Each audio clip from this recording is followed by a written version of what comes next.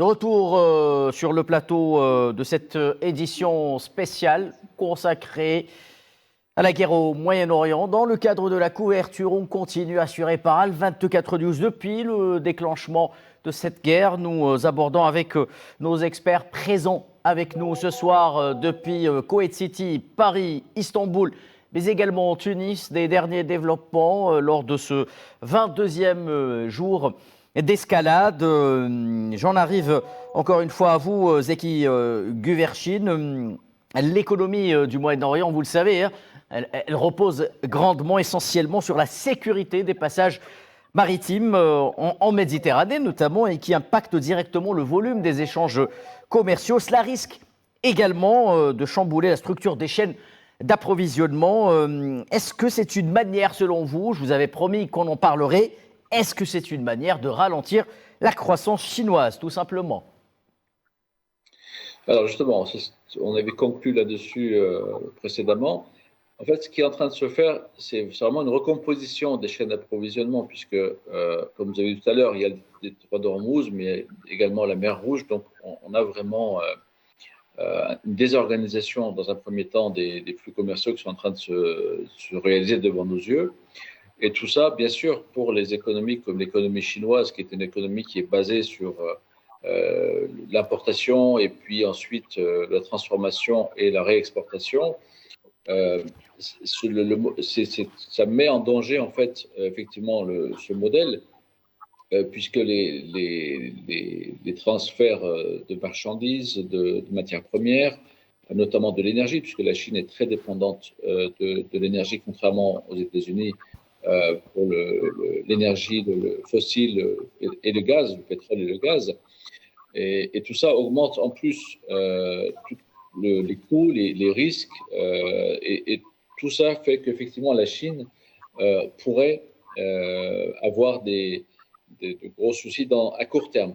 Mais la Chine a d'autres atouts, notamment sa résilience, notamment, contrairement aux États-Unis, ses avoirs financiers qui sont très importants, notamment en dollars. Et tout ça fait que la politique chinoise, parce qu'on sait que la Chine soutient l'Iran dans ce conflit, et la Chine, en fait, est en train je pense, de revoir sa stratégie et d'observer de très près son principal adversaire militaire également, pas seulement économique, qui est en train de s'embourber dans un conflit qui va coûter très cher. Je crois qu'on parlait déjà de 30 milliards, de 40 milliards de dollars de coûts de cette guerre pour les Américains, mais on sait que ça va toucher peut-être, je crois que les services militaires américains avaient demandé une rallonge de 200 milliards de dollars. Donc on parle vraiment de sommes très importantes. Et tout ça est rendu possible par le système dollar. Donc si les Chinois arrivent avec leur nouveau système de SWIFT, et également avec l'Iran qui est en train de vendre son pétrole en yuan notamment, et si les autres pays, si les pays de la région du Golfe refusent de financer la guerre américaine, et la Chine pourra effectivement, en sortant du modèle low cost actuel, puisque on était dans une phase où la Chine transformait et réexportait, y compris aux États-Unis. Et c'est pour ça peut-être que depuis son arrivée au pouvoir, Trump insiste sur le Made in America et sur relocaliser la production industrielle aux États-Unis, ce qui ne marche pas. On a vu que ça ne fonctionnait pas. Et également, bien évidemment, sur la partie, encore une fois, qui nous concerne beaucoup, l'agroalimentaire et l'agriculture, la Chine a des atouts très importants. Et peut-être que, comme les routes d'approvisionnement, les chaînes d'approvisionnement sont en train de se revoir, peut-être que l'Afrique également et beaucoup d'autres partenaires vont chercher d'autres routes, notamment. Bon, c'est vrai que la Turquie en matière de hub aérien, on sait que il y a 3 principaux hubs aériens dans le monde, Doha, Dubaï et Istanbul. Istanbul, aujourd'hui, est devenu incontournable en matière de hub aérien, du fait de la crise notamment, puisque les 2 principaux hubs mondiaux sont fermés. Et la route de l'Asie, notamment, passe aujourd'hui par là. Et pour les autres, notamment l'agriculture agroalimentaire, les engrais et tout ce qui est très important pour les économies, la Chine peut également changer et utiliser d'autres routes. ce qui sera forcément beaucoup plus coûteux, mais incontournable, notamment pour l'économie de certains pays qui ne voudront pas prendre le risque d'être les prochains sur la liste, parce qu'il suffit que le dirigeant ne plaise pas à certains pour qu'on puisse s'autoriser des conflits. Donc tout ça va peser très lourd dans la balance. Et cette recomposition des chaînes d'approvisionnement, comme je disais à la première intervention, va être une recomposition également des alliances économiques et notamment l'importance de certains pays, notamment de l'Algérie et des pays alternatifs, en fait, va être démultipliée. Encore une fois, la Chine, à court terme, son modèle low cost économique risque d'être mis en danger par ce qui est en train de se passer, qui va impacter tout le monde, mais la Chine principalement, puisque on sait qu'aujourd'hui la Chine a interdit l'exportation notamment de produits pétroliers, a pris des mesures drastiques. Et justement, sa centralisation et son économie, son modèle économique lui permet cette résilience et qui va ensuite lui permettre de sortir peut-être renforcé de cet épisode qu'on est en train de vivre tous ensemble, parce que nous sommes tous en train de commenter des choses assez inhabituelles et assez uniques. Et donc, je pense que nous risquons d'avoir encore beaucoup d'autres surprises, puisqu'on n'a pas parlé du Japon, on n'a pas parlé des autres grands pays asiatiques qui sont également impactés. Parce que l'Europe, aujourd'hui, ça reste quand même une très petite partie du monde. Le véritable impact, en fait, global sur les prochaines grandes puissances comme l'Inde, la Chine notamment, la Turquie dans la région et bien évidemment la puissance africaine fait que nous allons avoir, je pense, d'autres niveaux, que ce soit dans la chaîne d'approvisionnement, dans les alliances et dans l'économie mondiale qui nous attend. Merci Zeki Guverchin. Avant de poursuivre le débat, je rappelle l'information principale de cette soirée, la frappe iranienne sur la région de Arad, dans les territoires palestiniens occupés, qui aurait fait énormément de dégâts. 1300 secouristes auraient été déployés sur place selon les sources israéliennes. On parle également de 64 blessés au moins, dont plusieurs dizaines gravement blessés. Layel Mansour, j'aimerais parler avec vous également. Petite réaction par rapport à ce que vient de dire Zeki Guverchin sur l'équation chinoise. Bloomberg, c'est Bloomberg qui le dit, l'économie chinoise a enregistré un rebond début 2026 grâce à la hausse, je cite, de la consommation domestique et de l'investissement, ce qui renforcerait quelque part cette théorie du grain de sable dans la mécanique chinoise en essayant de chambouler la situation par rapport au passage maritime en Méditerranée et en mer Rouge. Oui, en fait, début 2026, ça a commencé en janvier, donc c'était bien avant la guerre. Il faut savoir que il y avait déjà un petit relancement de l'économie avec la baisse des taux d'intérêt. Surtout aussi que malgré la guerre de douane entre Trump et la Chine l'année dernière, les conséquences n'étaient pas aussi négatives comme on s'attendait. On parlait d'une crise géante, d'une récession énorme et de l'inflation, mais on a vu que l'économie chinoise, elle a des alliés économiques bien diversifiés. Mais aussi, je veux parler de quelque chose en ce qui concerne ce dernier moment. Il faut savoir que l'économie chinoise, il y a le gouvernement qui intervient fortement à l'économie chinoise. D'ailleurs, c'est une des raisons pourquoi il y avait la guerre entre Trump et la Chine, parce que les prix sont administrés, parce que il y a le gouvernement qui subventionne beaucoup les prix, donc il ne respecte pas vraiment la concurrence entre les entreprises américaines et les entreprises chinoises. Donc, il n'y avait pas vraiment une vraie concurrence. Donc, ce que je veux dire, c'est que la Chine a énormément de réserves internationales. C'est le premier ou le deuxième plus grand détenteur de réserves internationales au monde. Ce qui fait, c'est qu'on appelle ça absorbateur de choc, ou bien le coussin contre les chocs externes.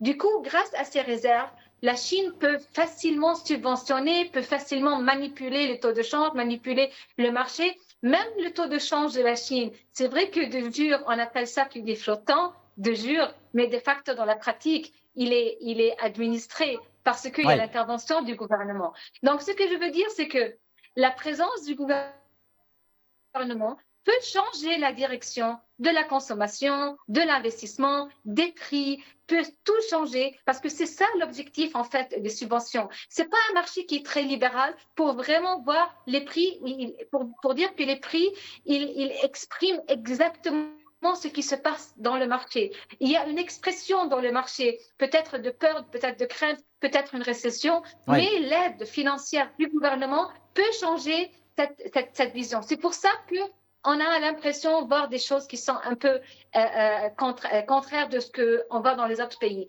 Mais aussi, je veux dire quelque chose. C'est vrai que presque 90% de l'exportation du pétrole iranien va vers la Chine, mais ces 90% ne constituent que 12% de l'importation du pétrole pour la Chine. Autrement dit, la Chine diversifie énormément ses importations de pétrole. Donc ça aussi, ça baisse énormément les impacts négatifs, mais les impacts négatifs ou bien l'importation de l'inflation. Ça reste également du pétrole bon marché acheté par les Chinois de la part de l'Iran par rapport aux cours internationaux. Rappelons que l'Iran est soumis à un embargo justement sur la vente de produits pétroliers, entre autres, embargo américain. Il n'y a pas que des conséquences sur l'économie du monde et des pays engagés dans cette guerre régionale actuellement. Il y a aussi des conséquences sur l'économie américaine. N'est-ce pas, Madame Warren? Quels seront, à votre avis, les impacts de la guerre sur l'économie américaine du point de vue de l'électeur américain, notamment de l'électeur MAGA? Vous en parliez tantôt en prévision des mi-mandats. Est-ce que Trump se tire là aussi une balle dans le pied en sous-estimant ce paramètre peut-être? Je pense qu'il ne sous-estime pas ce paramètre parce qu'il est toujours en train d'essayer de jouer et puis il dit l'électeur américain fait très attention au prix du gallon. Donc l'essence, c'est vraiment un point important pour la population américaine.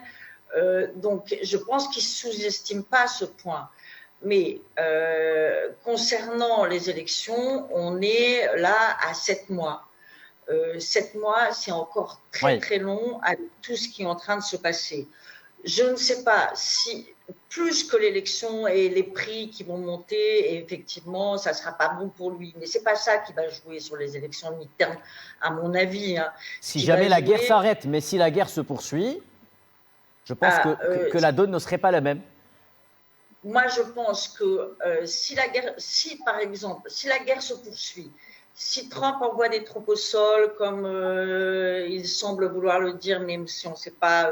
il vient de déclarer hier qu'il n'enverrait personne nulle part, selon ses propres… demain, il va déclarer autre chose. Donc, si jamais il y a un gros clash où il y a beaucoup d'Américains qui sont morts, etc., moi, je pense que Trump n'arrivera même pas au militaire. Cette guerre, elle a un impact fou aux États-Unis. Elle est vraiment à l'encontre, comme on disait tout à l'heure, de tout ce qu'il avait prévu. Tout son programme de réindustrialisation est à l'eau.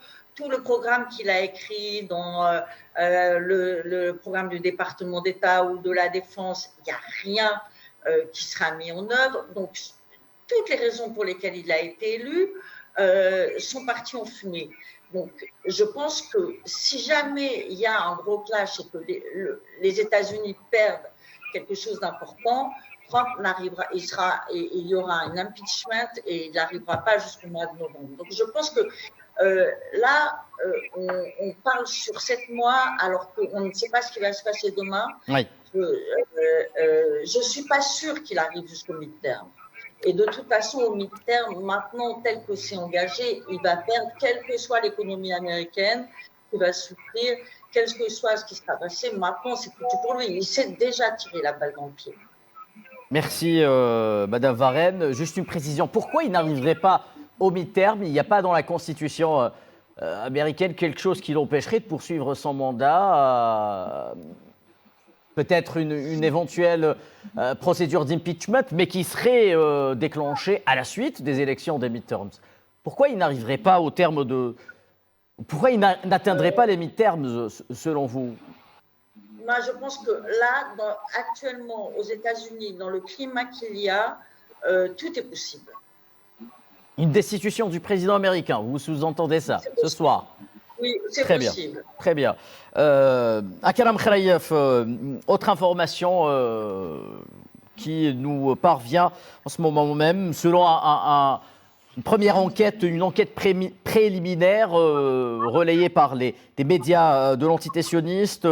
Le système de défense aérien américain THAAD aurait dû intercepter les missiles iraniens tombés ce soir, rappelons-le, sur Arad, mais également sur Dimona, mais ils ne se seraient pas déclenchés.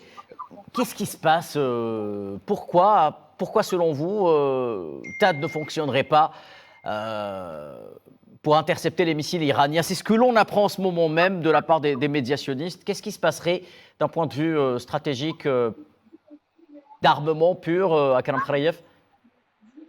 Bon, j'émets quelques doutes quant à ces déclarations-là. De toutes les manières, le THAAD, le David Sling n'ont pas cette capacité d'interception contre des missiles qui sont hypersoniques comme le Fatah qui a été utilisé aujourd'hui. Donc, c'est un MARV. Donc, c'est non seulement un missile hypersonique, mais il a aussi une capacité de changer de direction. C'est très, très difficile à intercepter. Juste pour remettre les choses dans l'ordre, les États-Unis et l'entité sioniste déployaient en tout 11 stades dans toute la région, dont au moins 2 ou 3 qui sont orientés plus sur le Yémen que sur l'Iran. Donc, sur les 11 moins 3, donc sur les 8 qui restent, on a eu la destruction confirmée de au moins 4 stades dont les radars ont été totalement détruits dans la région du Golfe et probablement dans les territoires occupés aujourd'hui. Donc, la capacité de suivre les missiles sur leur parcours total, donc y compris leur trajectoire spatiale, a été très, très fortement dégradée au fil des jours depuis le début de cette guerre. Donc, aujourd'hui, plus la durée de détection va s'amenuiser, plus ce sera difficile pour les missiles, donc les intercepteurs, de faire leur travail. Ce qui implique qu'on devra utiliser des salves de 3, 4, 5, 6 intercepteurs pour maximiser les chances d'interception. Là, ça veut dire malheureusement pour les États-Unis un épuisement rapide des ressources en termes de missiles.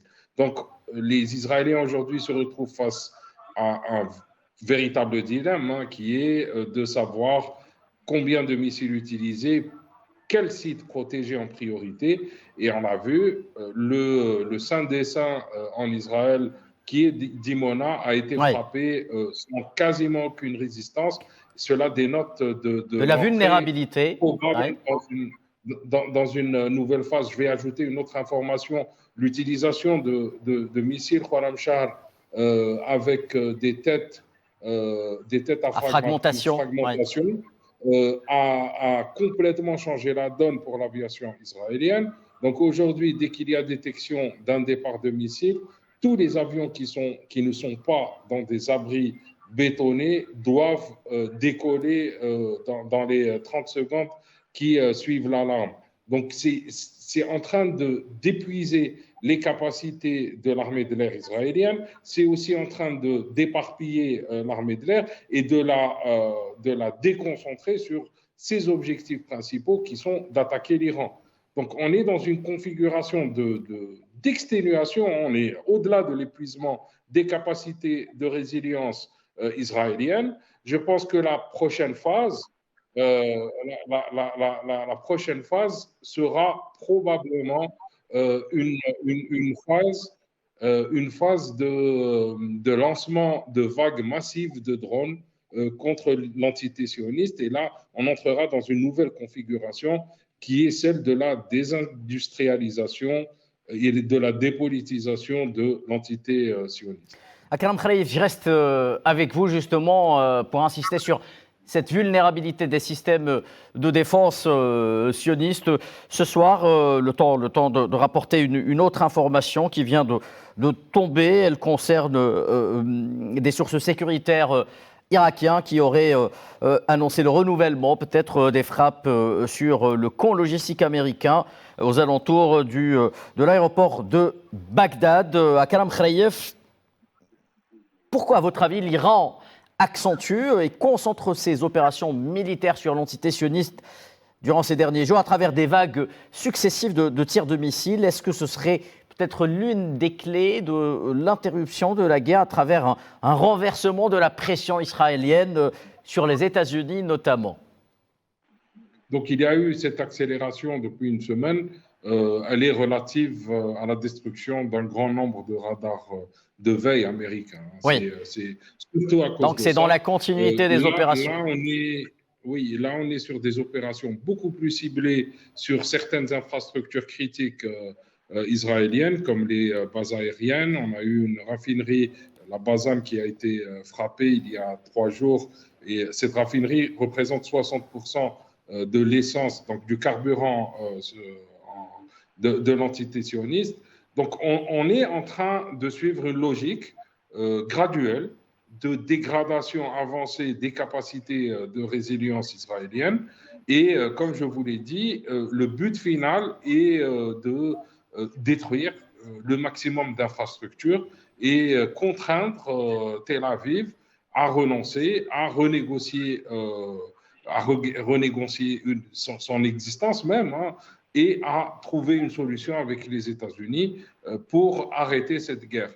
Et aujourd'hui, encore une fois, je le dis, les Iraniens ont la haute main sur le cours des événements, et pour peu qu'ils puissent gérer les stocks des missiles qui sont à leur niveau et le stock des drones qu'ils ont, ils ont quelque chose à jouer. Et c'est pour ça que je doute très très fort que les Iraniens ne s'arrêtent ces jours-ci. Je pense que la guerre risque de s'étaler encore sur plusieurs semaines, peut-être même plus que 6 semaines. Merci Akram Khraïef. Nous poursuivons avec vous, Zeki Guverchin. La guerre actuelle dans la région du Golfe déstabilise le transport aérien mondial. Vous en avez parlé tantôt, y compris pour les compagnies qui ne dépendent pas peut-être directement des grandes plateformes aéroportuaires comme celle d'Istanbul, le hub d'Istanbul dans le Golfe Persique également, d'autres hubs.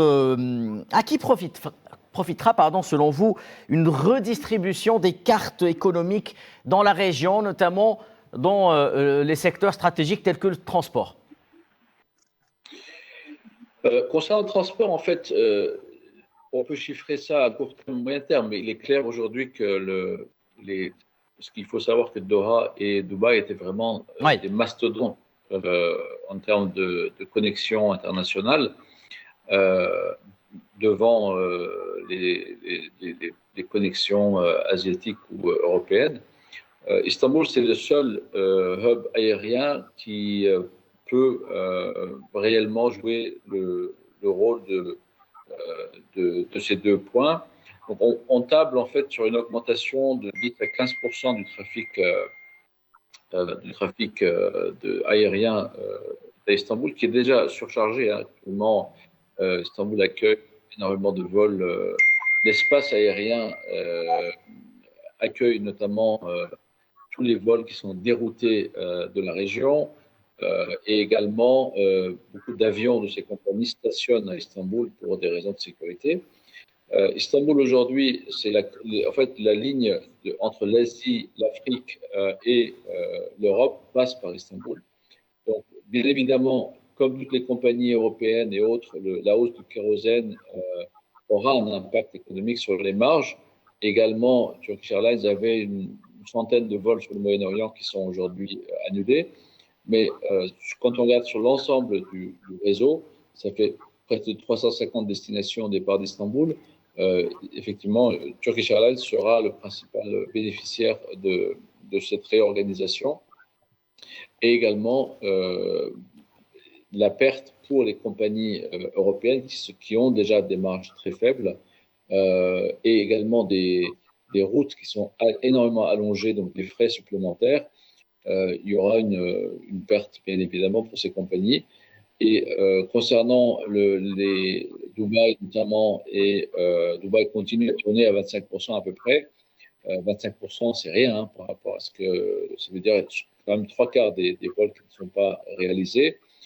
Si au-delà de 3 mois, en fait, si ça dure plus que 3, 4, 5 mois, on sait que là, à ce moment-là, il y aura une perte définitive, puisque si la situation d'ici 1 ou 2 mois est résolue, ces hubs peuvent continuer avec une légère perte à travailler. Mais à 4, 5, 6 mois, ça voudra dire une perte nette de 15 à 20% de trafic, ce qui est énorme. Et comme je l'avais dit tout à l'heure, en fait, ces 3 pays ont déjà. Il faut savoir que c'est à peu près 400 milliards de dollars, je crois, hein, les revenus touristiques de ces pays. Donc déjà 50 milliards de pertes. Donc si également en termes de tourisme, il y aura une réorganisation, bien évidemment, puisque ces plateformes drainent pour 600 milliards de dollars à peu près de chiffre d'affaires. Donc encore une fois, la Turquie, en termes touristiques et d'autres destinations, seront les bénéficiaires de cette réorganisation. Sachant que on parle d'un tourisme assez particulier, puisque y compris l'été, Dubaï, puisque le tourisme africain, par exemple, passait énormément par Dubaï, malgré les contraintes de température et autres que l'on connaît. Merci. Zeki Göberçin, je vous interromps parce qu'il va falloir marquer une dernière pause rapidement avant de revenir à ce débat passionnant avec vous, mesdames et messieurs.